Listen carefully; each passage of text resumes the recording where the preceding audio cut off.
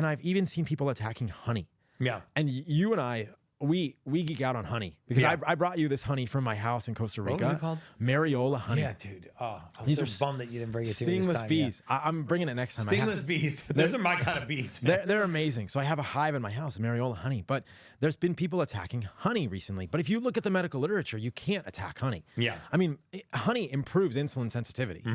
Sucrose, not so much, which is, this pure molecule that's been extracted from the honey. Honey has over 300 bioactive compounds. Yeah. But honey improves metabolic function in humans, and honey improves testosterone. And there's review papers written about honey for metabolic illness. It's wild. And we get so myopic in medicine, kind of like with the LDL, we just focus on blood glucose. Right. Blood glucose is a symptom of underlying metabolic dysfunction. It's not the metabolic dysfunction. Right. Eating honey does not cause insulin resistance. Honey doesn't cause diabetes. Right. If you have diabetes, honey is going to spike your blood sugar, but it didn't cause it, right? So if you have diabetes, don't eat as much honey as you or I, but small amounts of honey probably beneficial, and honey didn't cause the problem. We have to point the weapons at the actual cause. Right. If you point the weapon at the wrong cause, you're just putting your resources where they shouldn't be. And as we talked about, ApoB, wrong place to put your weapon, right? Insulin resistance. Glucose, fructose, wrong place to point your weapon. Point your weapon at insulin resistance. Right. The same thing with fruit. If you look at someone who's trying to make a case that fructose is harmful, invariably, they will cite studies in animals who don't have the same biochemistry. They do much higher rates of de novo lipogenesis when they are presented with fructose, meaning if you give fructose to a rat, it's making much more of that into body fat than we do as a human. We do 1%. You give a human, 1% of fructose goes to fat via de novo lipogenesis.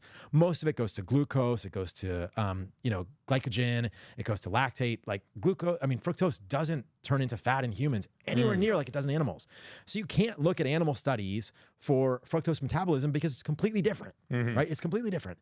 And if you look at human studies with fructose, they are, as you suggest, invariably giving pure fructose.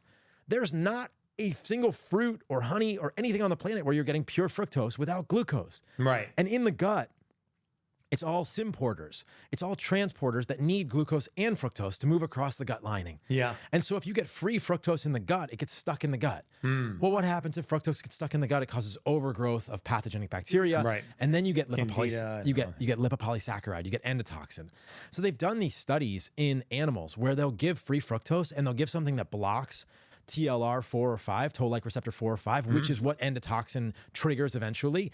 And the negative effects of fructose are essentially abolished. Wow. So the negative effects of fructose at the level of the gut and humans is driven by endotoxin. And we don't get more endotoxin when we eat fruit. In fact, I think you could easily make a case that when you eat a blueberry or you're eating a persimmon or you're eating orange juice, endotoxin, which is lipopolysaccharide, goes down. But the harmful effects of fructose in humans are isolated fructose feeding leading to LPS. So it really mirrors a lot of the discussion around seed oil research or ApoB.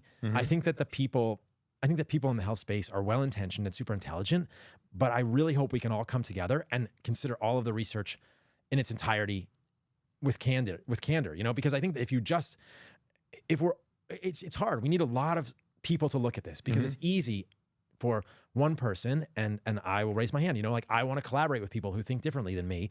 It's easy for one person just to see the research in less than its entirety. And if you're only looking at the fructose research in humans that's isolated fructose feeding, or you're only looking at the research with LDL in people that are insulin resistant, or you're only looking at the seed oil research in the trials that are flawed because of their design, you're going to come to the wrong conclusion. Yeah. And that's the problem here. Yeah, I totally agree.